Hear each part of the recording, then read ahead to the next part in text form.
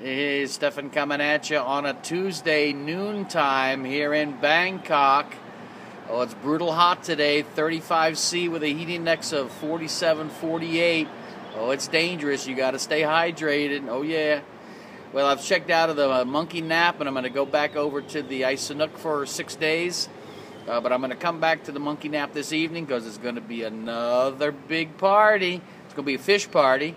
Because the boss here, Miss Pink, she wants to get that fresh fish before the holidays. Because, everything kind of closes down for the holidays. We're going to have one more big party. And, just before the Songkran Festival. It's going to be a good time, so I'm going to come by for that. Then stay at the Isanook for 6 days. Then on the 17th, I'm going to take an overnight bus to Satun and head over to Langkawi, as I've said before, and see what Malaysia has for me. So everything's good here. It's hot, but I'm feeling good. Staying cool. There's an interesting secret I was telling somebody the other day. So if you're walking the street and it's just crazy hot and you just can't move anymore and you feel like you're going to die, the thing to do is you step into a 7-Eleven, because there's a 7-Eleven on every other block. You step into the 7-Eleven, you don't have to buy anything. It's ice cold in there, so tasty. And you step over to where all the, the frozen food is, the refrigerators. You just stand there for about 5 minutes and get your bearings again, get your head on straight. And, wipe your brow and relax and, get the heat off of you for 5 minutes or so. And then step outside, continue on your walk. And, that's the most effective way, I think, to be able to survive in this kind of heat in the middle of the city. I'm, as I said, going over to the Isanook to catch the meals at my local little restaurants and see what kind of interesting people are staying over there, and get a different little vibe. I like to switch around. I don't like to stay in one place too long, but it's okay. I had a very interesting conversation with Miss Pink yesterday. There's this thing called digital nomads, people that work from wherever they happen to be. They can be in any country. They work on their computers. They can be in Thailand, Malaysia, be doing business in America. Anyway, because there's so much competition with the hostels here, you got to find a way to attract a certain kind of clientele. And there are some people that stay here for several weeks, maybe a month. And they do business here. They're not here as tourists. They're here as digital nomads. And so she's going to start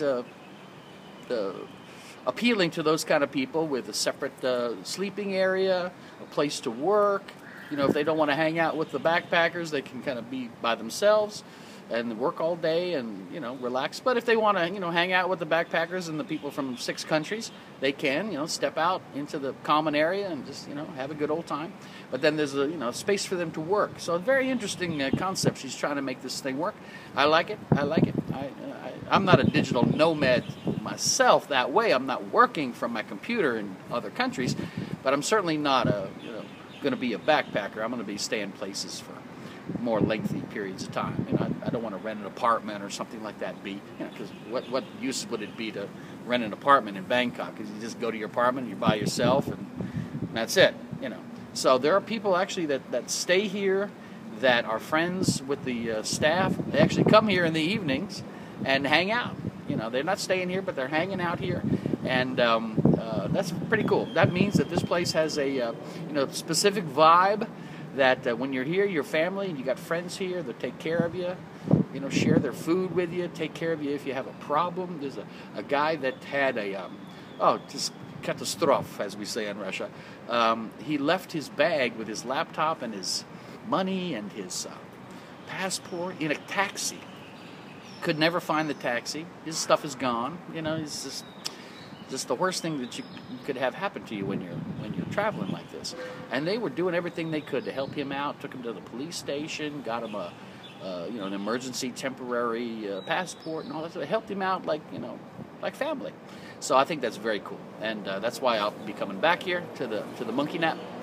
And it's all good. It's very funny. Also, I was talking to Miss Pink about I said to her, why do you call this place Monkey Nap? And she was saying something about, she likes monkeys and everybody takes a nap here and all that stuff.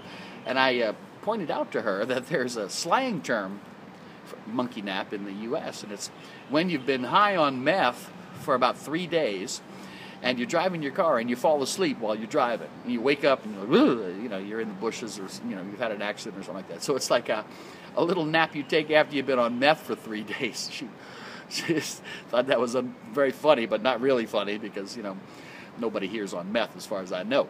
So I'm not sure she wanted that kind of advertising, but it's okay. Apparently I'm the first person to tell her this, but it's funny. Anyway, so I'm going to be heading over to the Isanook here shortly, and I'll make a report from there, different vibe, and it'll be cool. All right, so, sawadee ka.